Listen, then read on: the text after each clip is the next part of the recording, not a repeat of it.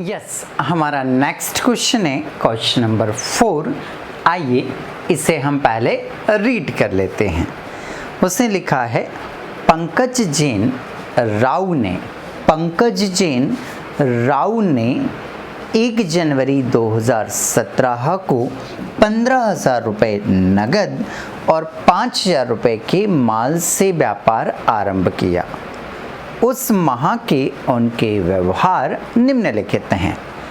Pankaj Jain Rao started business on 1st January 2017 with cash 15,000 and goods worth rupees 5,000. His transactions of the month are as follow. 2017 January 1st प्रेम से माल खरीदा, bought goods from प्रेम। जनवरी 7 करण को माल बेचा, sold goods to करण। जनवरी 10 करण से रुपया प्राप्त हुआ, received cash from करण। जनवरी 12 माल बेचा, only बस इतना लिखा है माल बेचा। गुड्स सोल्ड, ये नहीं बताया नगद है या उधार, तो बेटा हम इसको नगद मानेंगे क्योंकि क्लैरिफाई करके नहीं दिया है, तो फिर हम कैश में मानेंगे। मतलब आप इसको रीड कर सकते हो कि नगद माल बेचा, गुड्स सोल्ड फॉर कैश, ऐसा रीड कर सकते हैं हम। जनवरी 16 प्रेम को माल वापस किया। जनवरी 20 मरम्मत व्यय के दिए पैड रिपेयर चार्जेस, ठीक है। श्याम से मशीनरी परचेस की है, श्याम से मशीनरी परचेस की है, तो मशीनरी परचेस फ्रॉम श्याम। तारीख 28 विज्ञापन व्यय के चुकाए, पैड फॉर एडवर्टाइजमेंट एक्सपेंसेस। और लास्ट में दिया उसने 31 जनवरी को विजय से कमीशन प्राप्त हुआ, कमीशन रिसीव्ड फ्रॉम विजय। उपरोक्त व्यवहारों की नकल प्रविष्टियां दीजिए। Journalize the above transactions. Question read करने के बाद आइए इसे हम सॉल्व करते हैं। उसने सबसे पहले जहाँ से हमारा क्वेश्चन स्टार्ट है, पहली लाइन पंकज जैन से, वहाँ से हमने देखा है कि उसने 15,000 रुपये कैश लगाए, 5,000 रुपये का माल लगाया। तो दुकान में उस ऑनर ने, ये किराना शॉप है, हम मान के चलेंगे भाई हर बार, ये जो हमारा ऑनर है, इस ऑनर ने एक तो कैश लगाया, तो दुकान में कैश क्या हुआ, बढ़ गया। और जब कैश क्या होता है हमारा, इंक्रीज होता है। जब कैश हमारा क्या होता है, इंक्रीज होता है, तो फिर ऐसी कंडीशन में कैश का नाम कहाँ आता है, ऊपर। Cash account debit. कितने रुपीस दिया है उसने, बोले सर 15,000 रुपये दिया हुआ है, तो ये लिख दिया हमने 15,000। साथ में उसने गुड्स भी लगाया है, 5,000 रुपीस का गुड्स लगाया है, तो इसने गुड्स भी लगाया है, तो दुकान में गुड्स क्या हो गया, बढ़ गया। और जब गुड्स बढ़ेगा तो गुड्स का नाम भी ऊपर। और ये ध्यान रखना कि जब बिजनेस को स्टार्ट करते समय गुड्स लगाते हैं, जब बिजनेस को स्टार्ट करते समय गुड्स लगाते हैं, तो वो परचेस नहीं कहलाता है, वो स्टॉक कहलाता है। तो ये हमारा क्या कहलाएगा, स्टॉक कहलाएगा। तो एंट्री बनी हमारी cash account debit, stock account debit. ये नोट डाउन कर दिया हमने। याद रखिएगा बिजनेस के स्टार्ट करते समय यदि शॉप में कोई गुड्स ऑनर लगा रहा है, यदि शॉप में गुड्स कोई ऑनर लगा रहा है ना, ये ऑनर गुड्स भी लगा रहा है, तो ये जो गुड्स है ये परचेस नहीं होगा, स्टॉक होगा। क्या होगा, स्टॉक होगा। ध्यान रखिएगा। अब चूंकि ये दोनों अमाउंट किसने लगाई है, ऑनर, और ऑनर मालिक, मालिक मालिक मालिक के नाम को कौन सा नाम रिप्रेजेंट करता है, कैपिटल कैपिटल करता है। तो इसके नाम को हम यहाँ किस नाम से लिखेंगे? कैपिटल। तो 15 और 5 कितने हो गए आपके? 20,000, 20,000। नरेशन हो जाएगी being started a business with cash and goods. Cash and goods, ये पहली एंट्री हमारी क्या हुई? कंप्लीट हुई। सेकेंड एंट्री, प्रेम से माल खरीदा, तारीख है जनवरी 1। ठीक है भाई, ये लिख दिया मैंने जनवरी 1। प्रेम से माल खरीदा, प्रेम से माल खरीदा। ठीक है भाई, बिल्कुल खरीदो, प्रेम से माल खरीदो, झगड़े से माल खरीदो, किसी से भी माल खरीदो, है ना। प्रेम है ये, इससे माल हमने खरीदा। तो एंट्री में पढ़िए जरा, गुड्स वर्ड दिख रहा है क्या? हाँ दिख रहा है। नाम दिख रहा है क्या? हाँ दिख रहा है। इसका मतलब ये ट्रांजैक्शन कैसा हो गया? नॉन कैश हो गया। और नॉन कैश में फिर हम टारगेट किसको करते हैं? गुड्स को करते हैं। नॉन कैश में हम टारगेट किसको करते हैं? गुड्स को करते हैं। तो देखो ज़रा, गुड्स इंक्रीज हो रहा है या डिक्रीज हो रहा है? बोले सर प्रेम से माल खरीदा, प्रेम से माल खरीदा, इसका मतलब ये है कि दुकान में माल, गुड्स क्या हो गया? बढ़ गया। दुकान में गुड्स क्या हो गया? बढ़ गया। और जब गुड्स बढ़ता है तो गुड्स का नाम ऊपर और प्रेम का नाम नीचे। तो एंट्री क्या बनेगी हमारी? Purchases account debit. हाँ अब लिख सकते हो ना आप, कोई दिक्कत नहीं है। Purchases account debit to Prem account, to Prem's account. ठीक है, बीइंग गुड्स बॉट। ठीक है, अमाउंट देख लीजिए बेटा, अमाउंट कितना है? 2500। ये लिखा हमने 2500। नेक्स्ट अगली एंट्री, 7 तारीख को हमने करण को माल बेचा। देखो एंट्री में गुड्स और नाम है। हाँ सर नाम है और गुड्स वर्ड भी है, तो ये ट्रांजैक्शन भी कैसा हो गया? Non cash. ये ट्रांजैक्शन भी कैसा हो गया? नॉन कैश हो गया। अब जब ये नॉन कैश है तो हम किसको टारगेट करेंगे? गुड्स को टारगेट करेंगे। हम किसको टारगेट करेंगे? गुड्स को टारगेट करेंगे। तो देखो दुकान में गुड्स बढ़ा है या कम हुआ है? बोले सर हमने करण को माल बेचा है।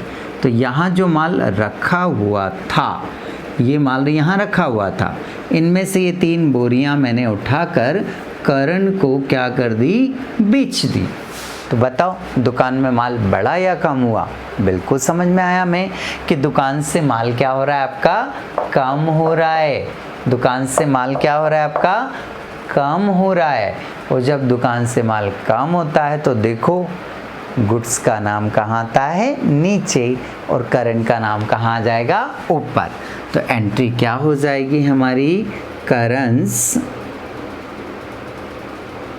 करंस अकाउंट डेबिट और टू सेल्स अकाउंट। गुड्स का नाम नीचे, गुड्स का नाम नीचे। और देखो मैंने ऑप्शन भी बता रखे हैं, सेल्स आ सकता है, परचेस रिटर्न आ सकता है और परचेस भी आ सकता है। तो अभी तो माल सेल कर रहे हैं, माल सेल कर रहे हैं तो क्लियर दिख रहा है, माल सेल कर रहे हैं तो क्लियर दिख रहा है कि सेल ही लिखना है। ओके नेक्स्ट, इसका अमाउंट देख लीजिए, करण 800 रुपये। तो 800 रुपीज़ हमने यहाँ लिख दिया। नेक्स्ट अगली एंट्री देखो भाई क्या है? करण से रुपया प्राप्त हुआ 10 तारीख को। ठीक है, ये डैश किया, 10 तारीख लिखा। करण से कैश प्राप्त हुआ, ये करण है, इससे मुझे दुकान में कैश क्या हो रहा है? प्राप्त हो रहा है।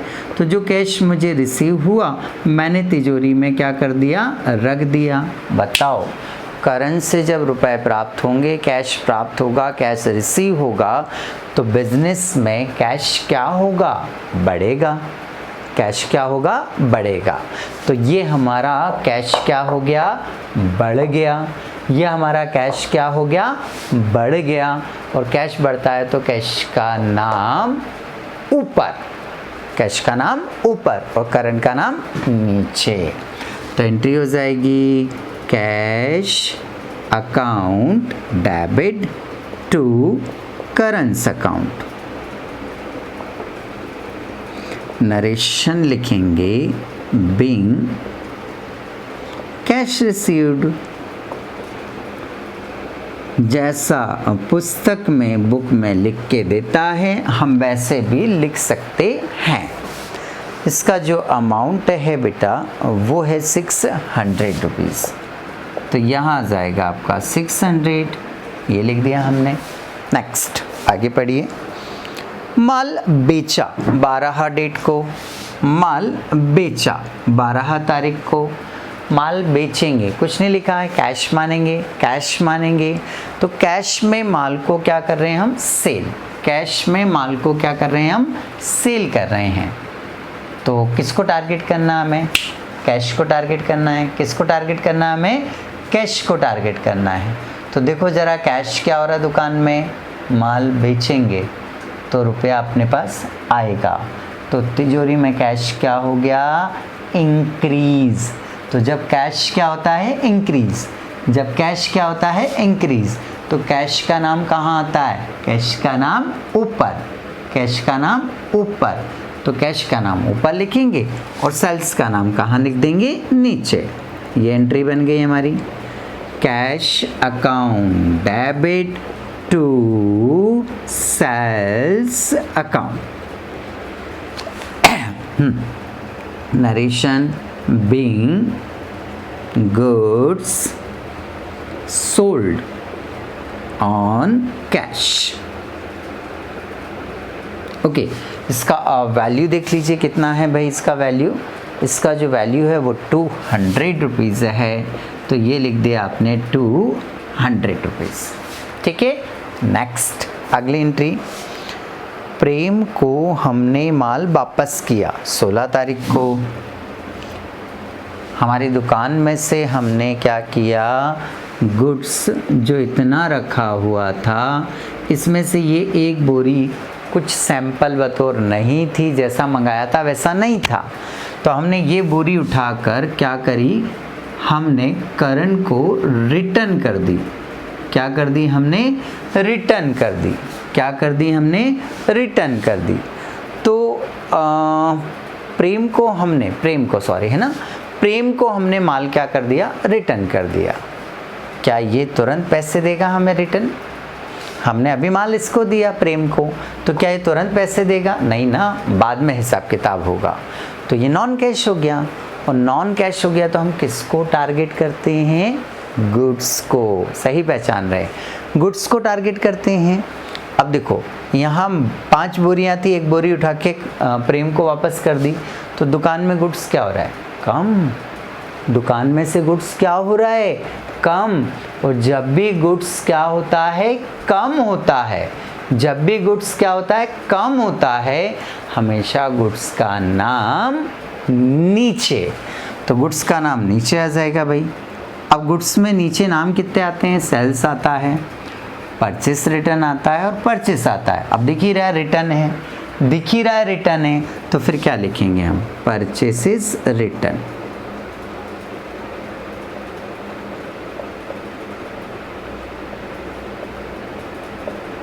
ये परचेसेस रिटर्न।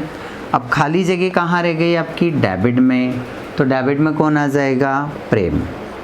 तो यहाँ लिख दिया हमने Prem's account debit to purchases return account. Narration क्या आएगी, being goods return, being goods return, वापस कर दिया हमने। इसका जो वैल्यू है, वैल्यू चेक करना पड़ेगा भाई, शायद 100 रुपये है, तो ये 100 रुपये से एंट्री हो गई, ये 100 रुपये से एंट्री हो गई। ठीक है, नेक्स्ट 16 के बाद 20 तारीख को रिपेयर के लिए दिए। काहे के लिए दिए, रिपेयर। हमने कुछ रिपेयरिंग कराई होगी, तो उस रिपेयर वाले इंजीनियर को हमने कुछ अमाउंट पे किया। अमाउंट पे करेंगे तो दुकान में कैश इंक्रीज होगा या डिक्रीज होगा? बोले सर निश्चित रूप से कैश क्या होगा? कम होगा। और जब कैश कम होता है तो कैश का नाम नीचे और रिपेयर का नाम ऊपर। तो एंट्री क्या हो जाएगी हमारी? पहले मैं कैश को लिखूंगा भाई, तो ये लिख दिया मैंने, कैश का नाम नीचे और रिपेयर का नाम ऊपर। तो ये रिपेयर को हमने डेबिट कर दिया। नरेशन आएगी बीइंग, कोई भी एक्सपेंस, किसी भी एक्सपेंसेस की नरेशन लिखना हो तो आप ऐसे लिखेंगे, बीइंग पेड फॉर रिपेयर। ठीक, हमने रिपेयर के लिए अमाउंट दिया है। अमाउंट देखें, 20 रुपीज़ की रिपेयर करवाई है, तो ये 20 रुपीज़ हमने नोट डाउन कर दिया। फिर बात वही आ रही है कि मेरी कॉपी का पेज यहाँ ख़त्म हो रहा है, तो मैं क्या करूँगा, यहाँ तक की टोटल लगा लूँगा और उस टोटल को नाम क्या दे दूँगा? बैलेंस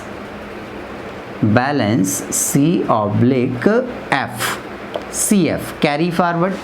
बैलेंस को हम कैरी फॉरवर्ड कर रहे हैं, तो चलिए टोटल लगा लेते हैं। 100, 200, 300, 300 और 600, 900, 9 और 8, 9 और 8 17, 17 5 22, 20 42, 42 और 20 24,200। ठीक है भाई, 24,200, 24,200 ये टोटल आ गई आपकी। इस टोटल को नेक्स्ट पेज पे क्या कर देंगे, हम ट्रांसफ़र कर देंगे। तो यहाँ बैलेंस BF ब्रॉड फॉरवर्ड बोलते हैं, शेष को ऊपर लाए। इसका मतलब क्या होता है ब्रॉड फॉरवर्ड का? शेष को ऊपर लाए। और सही में भी इसको ऊपर ले जाएंगे अब हम। 24,000 कितना है बेटे? 200। 24,200 आमने सामने लिखते हैं, ऊपर नीचे नहीं लिखना है ना। बैलेंस को यहाँ भी आमने सामने लिखते हैं और ट्रांसफ़र करते समय भी आमने सामने लिखते हैं। ऐसा मत कर देना कि एक ऊपर और एक नीचे, ऐसा नहीं करते, वो एंट्रियों के लिए करते हैं। बैलेंस आमने सामने आएंगे। ठीक है, तो ये बैलेंस ट्रांसफ़र हो गया। अगले एंट्री रीड करिए, क्या है भाई? अगले एंट्री दी उसने, शाम से मशीनरी परचेज़ की है। शाम से मशीनरी परचेज़ की है, उधार हो गई, मशीन खरीदेंगे, मशीन तो बढ़ जाएगी। मशीन क्या होगी बेटा? बढ़ेगी। तो ये लिख दिया हमने, machinery account debit to Shyam. ठीक है, नरेशन आएगी, बीइंग बॉट मशीनरी, मशीन खरीदी। वैल्यू जो दिया है वो वैल्यू है आपका 1000 रुपीज़, तो यहाँ आ जाएगा 1000, यहाँ भी आ जाएगा 1000। ये एंट्री होगी हमारी। नेक्स्ट आगे चलें। यस, अगली एंट्री है बेटा, एडवर्टाइजमेंट के चुकाए 28 को। एडवर्टाइजमेंट के हमने पे किए हैं। एडवर्टाइजमेंट के पे करेंगे तो दुकान से कैश क्या हो जाएगा? कम होगा ना। एडवर्टाइजमेंट विज्ञापन कराया, जिससे भी कराया उससे पे करेंगे हम, तो हमारा कैश क्या हो रहा है? कम हो रहा है। हमारा कैश क्या हो रहा है? कम हो रहा है। और कैश कम होता है तो कैश का नाम नीचे, एडवर्टाइजमेंट का नाम ऊपर। तो एंट्री क्या हो जाएगी? To cash. एंट्री क्या हो जाएगी? To cash. और एडवर्टाइजमेंट का नाम ऊपर।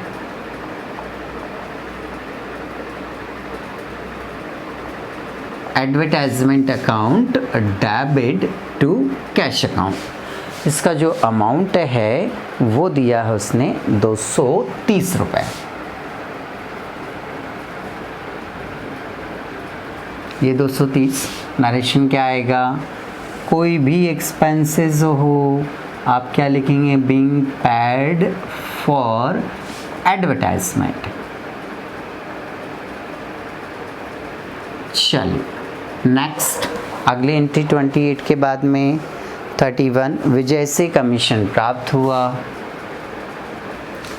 ये विजय है मान लो, इससे कमीशन प्राप्त हुआ। अब कमीशन जब प्राप्त हुआ, इससे कमीशन जब प्राप्त हुआ तो कैश ही प्राप्त हुआ होगा ना। कमीशन में क्या देखा है, दाल चावल आटा देके जाएगा क्या, नहीं ना।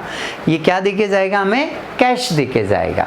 तो कैश बढ़ा, और जब कैश क्या होता है, जब कैश क्या होता है, इंक्रीज होता है, तो कैश का नाम ऊपर, कमीशन का नाम नीचे।